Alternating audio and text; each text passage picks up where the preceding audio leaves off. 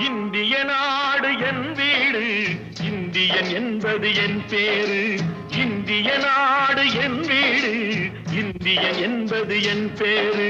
எல்லா மக்களும் என் உறவு, எல்லோர் மொழியும் என் பேச்சு. திசை தொடும் துருக்கரு என் தோழே.